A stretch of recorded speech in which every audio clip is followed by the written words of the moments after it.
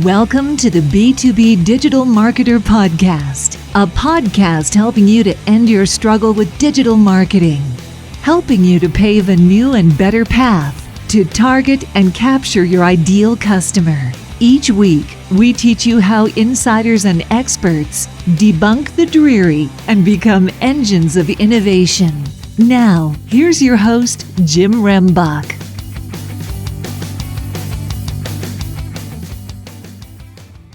Okay, B2B DM gang. All right, today we're going to have a really good discussion because I have questions about some things that have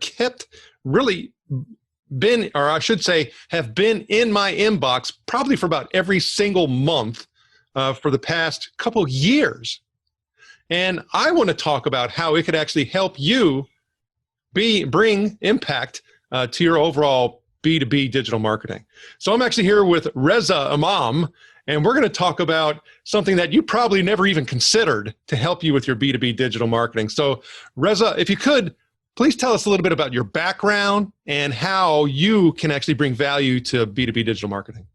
Absolutely. Well, thank you so much for having me here, Jim. I'm really excited to be here. A little bit about my background. So by trade, I'm a tech guy. So I'm a systems guy, I'm a tech guy, but I've had a love for marketing my entire life, my entire adult life.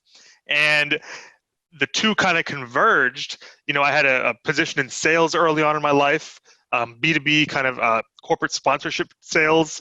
Then I took, a traditional position in my expertise, my industry, which is technology and systems analysis and things like that. But I've always been entrepreneurial. And what I realized from the sales side, from the systems kind of tech side, is that you have to really have process. If you want to sell well, if you want to build a system and software well, you need to have process. So I was really able to over probably the past 15 years kind of marry my marketing and sales kind of passion with my tech expertise and come up with a process where now what I do is I help B2B executives, whether they're corporate executives that want to branch out on their own or whether they are entrepreneurs, again, with a B2B offering.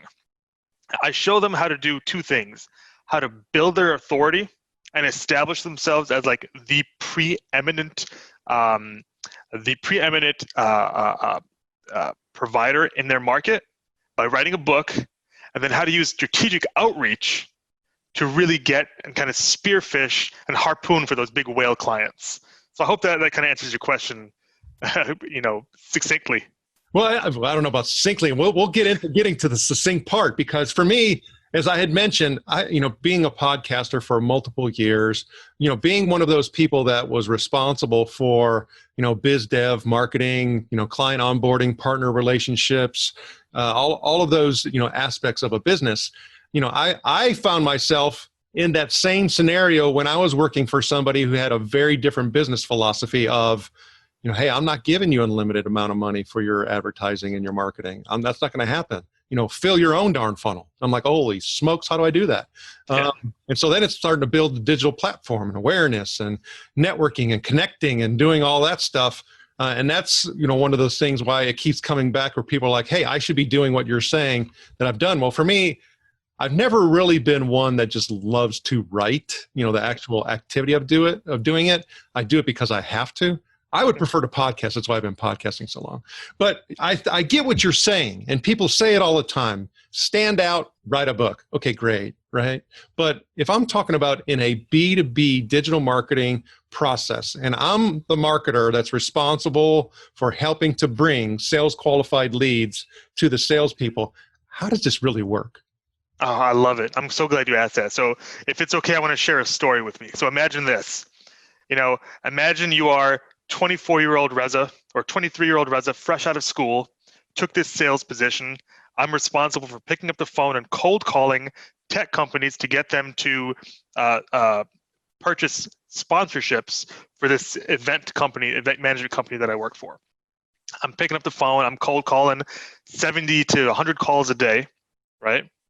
What if, rather than doing that, we worked with the CEO of the company to write a book about the event management industry, how events and how corporate sponsorships specifically generate and translate into real belly-to-belly, face-to-face sales conversations that generate real dollars and real revenue. Now, if that CEO wrote a book and just sent it directly to his ideal customers, just imagine how impactful that would have been. So I'll take it even a step further. So again, we're talking about the B2B context. Let's say you need sales qualified leads for some SaaS product that you have, some software as a service product that serves the enterprise market. What I always say, and great marketers know and great salespeople know, you always want to focus in on your ideal customer profile. Not only the demographics, but the psychographics. What are their problems? What are their perceived challenges? What are their obstacles? Now, if you can write a book, if the CEO of the company can write a book that talks about those problems and those pain points, that talks about the consequences and the ramifications of leaving those pains left untreated, you're addressing the conversation in their mind. Now, I'll take it one step further. Let's say in your book, you also lay out the false solutions. I call it lay them and slay them. So if you think this is your solution, that's not it. If you think this is your solution, that's not it. If you think this is your solution, that's not it. So by that time, the reader, the recipient, which is your target customer, is reading it and be like, man, this guy gets it. He's talking about these problems that I'm facing. He's talking about these solutions that I've tried that have failed. Now I'm chomping at the bit. What is it that he's selling? What is it that is his process? You lay that out in the rest of the book. You share case studies and testimonials, and then you have a call to action saying, let's get on the phone, let's talk. So the way that translates for B2B marketers and B2B salespeople who are looking for sales qualified leads is, here's another story. I was working with a client of mine. She's an executive coach, and she wanted to write a book, and she wrote a book, but she had no idea how to market it. And I told her, you don't want to mass market. You don't want to just reach just anyone and everyone. You're an executive coach. You have this amazing background.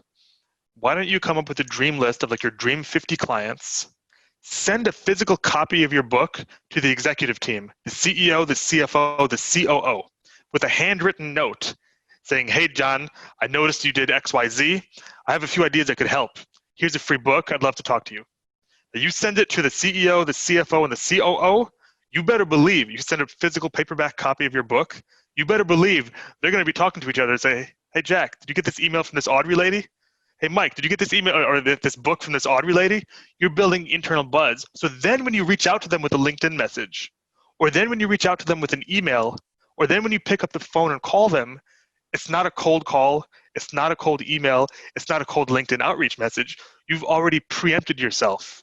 You've already shown such immense value. You've already, built internal buzz so that at the very least, they're curious. And as you know with sales, if you can get their curiosity, if you can differentiate yourself and kind of pique their interest, you're in. Then that's your time to shine. So I hope that answers the question. It does. Okay, it does at that high level. Sure. But for me, I'm thinking about, okay, now I've met some of these, CEOs at some of these tech organizations, and they could be in the same position I am. They're not going to be interested in writing anything. They're not going to be. They don't want the spotlight. They don't want any of that stuff. So for me, I'm thinking about if I'm supporting this entire sales cycle, and I have to essentially put everything together. Yep. And kind of lay it for them. So to me, I'm thinking I need to do that. Don't I?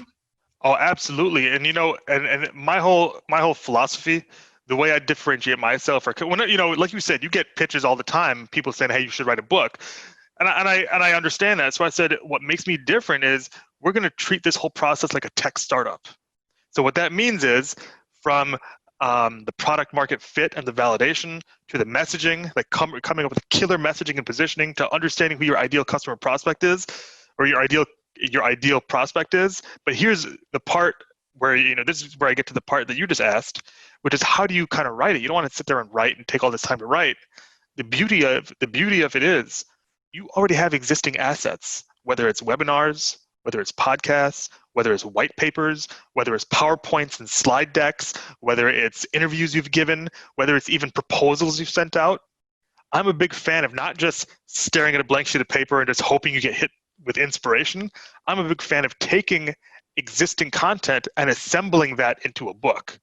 Of course, that's going to be your draft manuscript. You need an editor to come back through, make sure it's clean, make sure that there's a good flow, make sure that everything ties in together.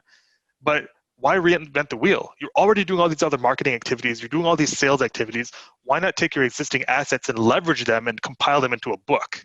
And that's where I think the real value is, not spending 6 to 12 months writing a book, but figuring out who it is you want to talk to, what are the problems they have, taking your existing content, compiling it and assembling it, and boom, that's your book right there. Okay, so for me, I help with organizations to be able to, build that brand recognition and build that thought leadership. And we focus a lot on what you're talking about. To me, is content repurposing, right? Yeah. So I'm repurposing content. I do it in a digital sense. We will take a podcast, we'll repurpose it. We will take a video, we'll repurpose it. So I get what you're meaning as far as that's concerned. So what you're saying though is, you said you're a tech guy. You talk about automating it. So are you taking all these things and then therefore putting it in some system and it's helping with that? Oh, absolutely. So it comes back down to systems and process. So even with a book, I have a specific outline framework. It's a specific template I use so that every project I'm not having to rack my brain from scratch. Now, of course, there's a little bit of variation and things change and get modified, but you have a skeleton and a framework, so it's very easy to duplicate it because you have a system.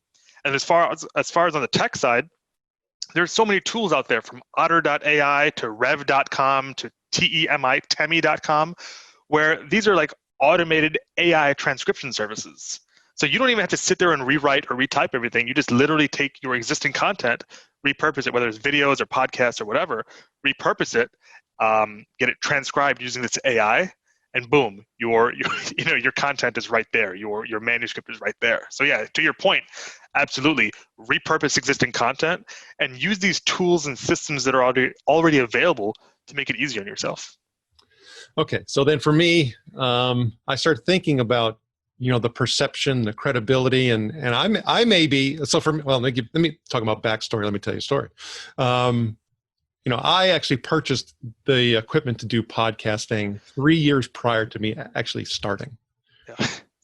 And it's because I had some of those questions in my mind that were preventing me from just getting it going. Because if you were to go back, like my podcast, my longest running one is called The Fast Leader Show. If you go back to episode, 1, which was 5+ years ago, it's pretty decent. I have to admit it. I mean, because I was so focused on the whole, image perception and quality, production quality and all that. I mean, when we finally did get moving, we did a pretty good job of producing that particular podcast and have just tried to continue to build upon that.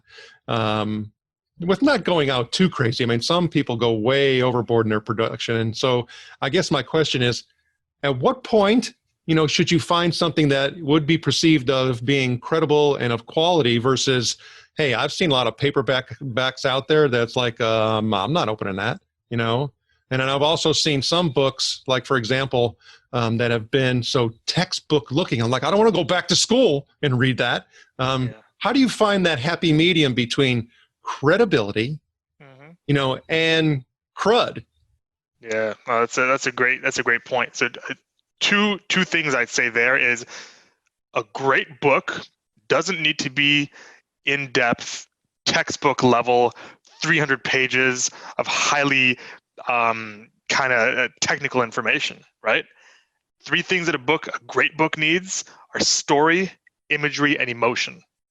If you can tell a great story using imagery and emotion to make it just punch and really just kind of touch someone's heart and just really strike up their emotions, that right there is something that's gonna catch fire, right? It doesn't matter if it's 75 pages, 100 pages, 150 pages. If it speaks directly to your audience in an emotional, vivid, illustrative way, that's a good book. You can explain the process real high level, but if you can punctuate it with stories and outcomes and transformations and case studies and proof and testimonials, that's when people are like, yeah, we gotta take the next step, which is, picking up the phone and calling you or reaching out to the author.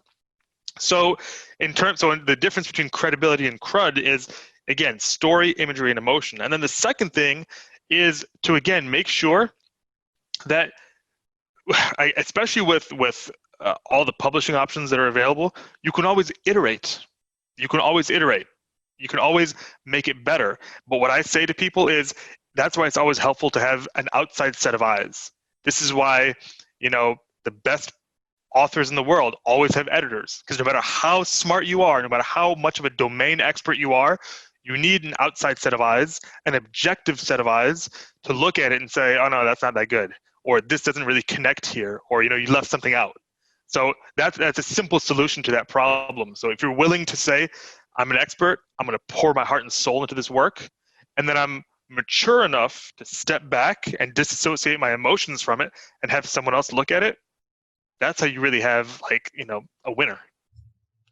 Well, that's very helpful. Okay, so now you talk, and I looked at your background a little bit, and you've sold multi-millions of dollars worth of medical equipment, to hospitals and healthcare systems and things like that. So you were dealing with a lot of that higher end type of solutions, and so when I start thinking about that and the marketing associated with that long sales cycle, and it can be very similar to that whole, like you talked about that SaaS example, or you talked about people selling solutions into enterprises, because those are multi-million dollar, many-year payback types of decisions to be made. Yeah. But when I stop and think about the marketing and the hype oftentimes that we hear and see about B2B DM, you've probably been exposed to a lot of that as well. Is there something that kind of stands out to you that you think is overrated? Yeah, that's a good question. I think so. I've been part of supporting these big multi-million-dollar systems within billion-dollar hospitals and healthcare systems, and I think when it comes down to the hype, I think this is why I love B2B sales and marketing, specifically B2B sales so much.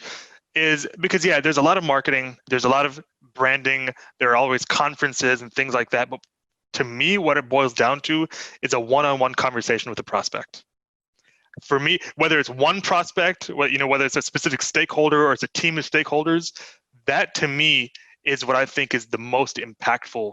Of course, you need brand awareness. Of course, you should be at the conferences. Yes, you should be doing the sponsorships and having the booths and everything like that. But what I really find to be the most impactful, I had to really just boil it down, is understanding who I'm selling to, understanding deeply what their real problem, not just on a demographic level, but on a psychographic level. What are their problems? What are they up against? What is their what are the consequences that they're facing if they can't solve their problem? And then speaking just human to human at that level. And I find that really really to be the most impactful. And I find everything else to be kind of supporting that. But I think the real thing for me is I love when I reach out to somebody and they're like, yeah, hey, I'm really interested in talking. I think that's what it boils down to. Okay. Well, then for me, you talked about several of those things that I should be doing and I could be doing. And right now we're sitting here in COVID and there is no belly upping, there is no sponsoring, face-to-face events. I mean, and I don't think, I've talked to a lot of people, I don't think it's going to come back to the degree and the level that it once was. I mean, I think we're in a brand new world of, being able to have those types of conversations, which I think, offers opportunity. A lot of people may look at that and it's too easy to do and say, oh gosh, I am losing this. However, if we really just turn a little bit, we'll see that now I could do this that I didn't look at before. That's the one reason why I also wanted to have you on the show. But if you're to start talking about, I have budget, right? And I'm not doing these things. I'm not doing, this. I need to be doing that. Where should I take some of the money that I'm currently, hopefully have available to me right now, and where should I reallocate it? I think for me, what I've found to be very, very helpful, because so there's two ways I can answer that. One is kind of the traditional marketing cycle where, you're doing advertising and running retargeting ads and getting people into your funnel and, tracking all the ads and the statistics. That is great if you have a team and you have the budget to do that. Absolutely. But let's say you don't have all those resources, for me, what I find to be the most effective is just direct outreach. And the two channels that I've gotten this phenomenal success results with are LinkedIn and email. And it really just boils down to, again, knowing exactly, like researching and refining and filtering out exactly who I want to reach out to, having messaging that's just so punchy, that's so compelling, that creates so much intrigue that they feel compelled to respond to me and say, hey, yeah, I'd love to talk, or I'd love to hear what you have to say. So I hope that answers the question, in terms of what I found to be the most impactful, but it's just like direct outreach through LinkedIn and email. Yeah, I mean, definitely, because it does make sense. Oftentimes we talk about the differences between transactional, and relationship based, and everything else that needs to go along with that and align with that. And some paths you go down and others you don't. And it's just hearing people's different perspectives, which I think are so important, because I think traditionally, quite frankly, in looking at B2B digital marketing, I wouldn't even look at what you're doing as a potential, option quite easily. I mean, I'd be like, and I would be very skeptic. But I think given where we are now, and also the discussion and the dialogue we just had, it's like, I think this needs to get raised a notch, right? Probably several.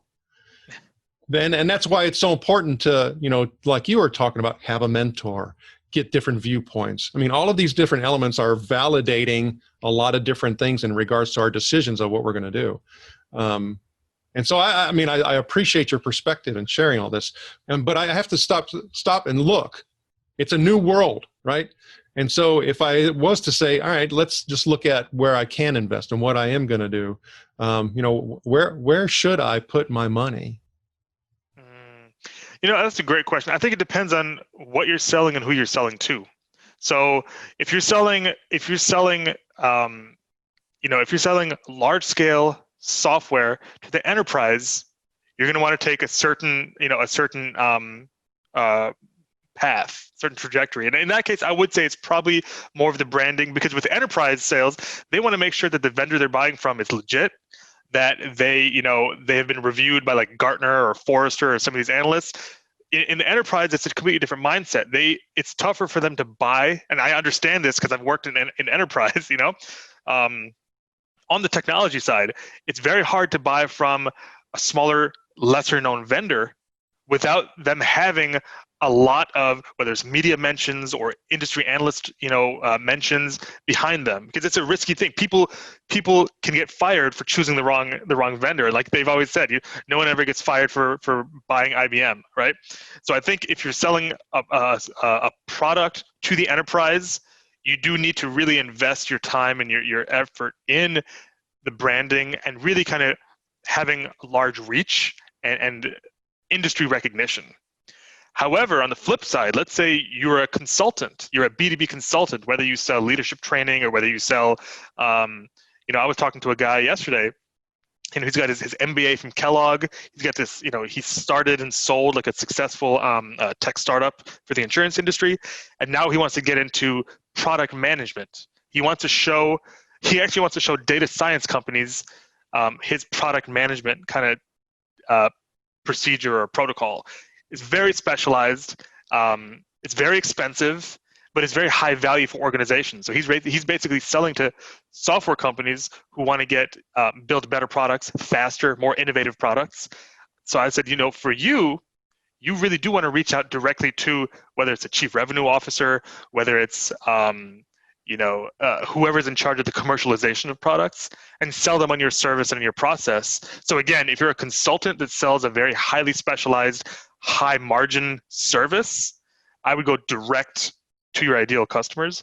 If you're selling a large scale software product to the enterprise, you may want to invest your time and your money into building this large presence for you. Getting mentioned in the Wall Street Journal, getting mentioned by IDC or Forrester or Gartner, et cetera. So I hope that answers the question. It just depends on who you are and who you sell to. No, I think that makes a lot of sense. Because I mean, based on what you're talking about, I have definitely seen where that clarity did not exist, and certain people going after certain organizations, and there's no way they can compete, right? It's just not going to happen. And that, while that is a painful reality, it still remains to be a reality. Yeah. So, all right. So if I start looking at, where I am right now and what I'm doing and what I'm focusing in on, oftentimes I have to question what I'm doing and why I'm doing it from a marketing perspective and a sales perspective. So what's an important question that a marketer should be asking themselves right now? In the current climate, just in COVID specifically? I don't want to bait you. You can give a two response to the question if you want. COVID, non-COVID. Sure. I think a marketer specifically, the question they should always be asking, COVID, non-COVID, economic crisis, no economic crisis, is what does my market want? I think understanding your market, what they want, what they need. I think a lot of times, and I have a sales background. One of my first jobs out of college was in sales. I think that was something that really, really helped me. And that was because my mentors, my sales director, who was really telling me, look, you have to really refine and target the market. You can't just go out there and shotgun and hope you get something. You have to just really, really, really understand who you're talking to, because then when you do your outreach, whether it's direct outreach or whether it's branding or whether it's advertising, your message is just amplified. You become the big fish in the small pond because you've predefined who you're already reaching out to. You already understand them, and your messaging just hits so much harder.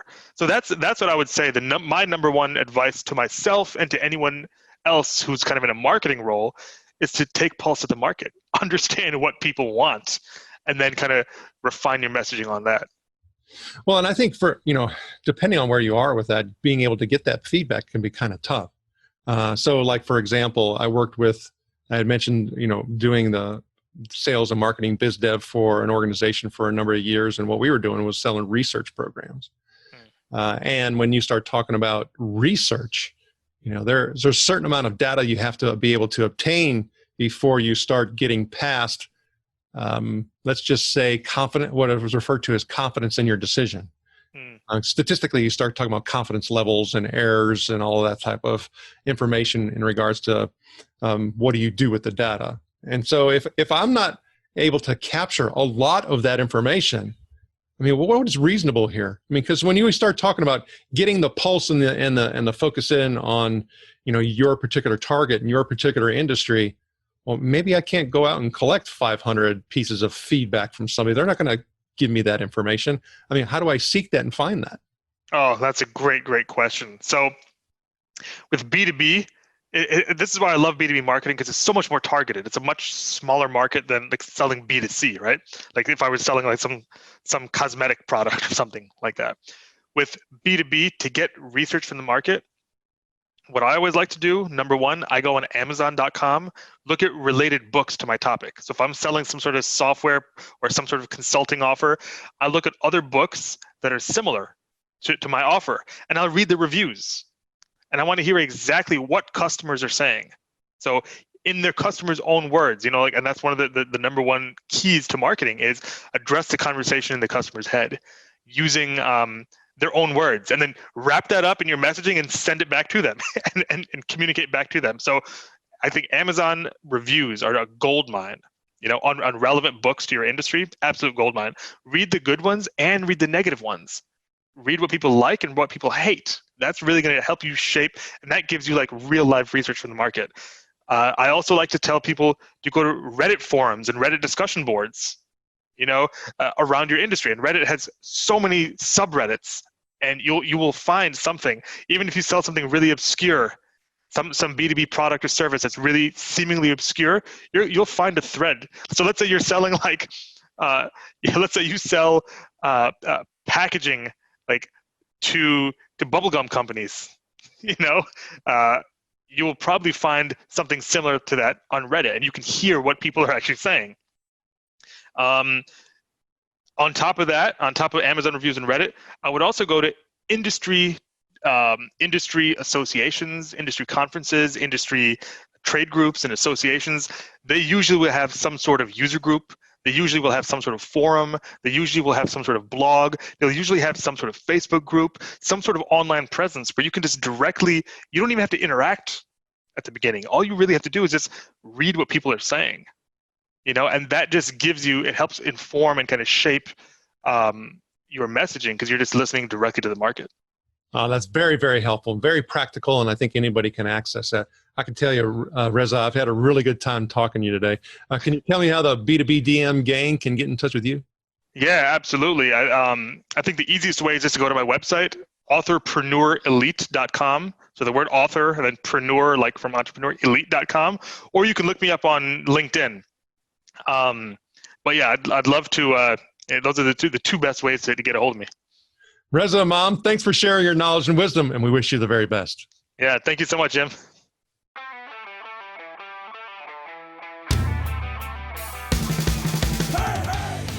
Thank you for joining us. Go now to join the B2B DM gang in the B2B Marketer LinkedIn group, where you can connect with other B2B DM disruptors and get access to our B2B DM cheat sheets, checklist, and guides.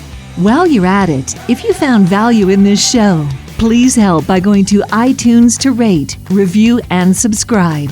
And share the show on all of your digital platforms. Be sure to tune in next week for our next episode. And always remember, you can automate your lead capture, but you must lure your lead.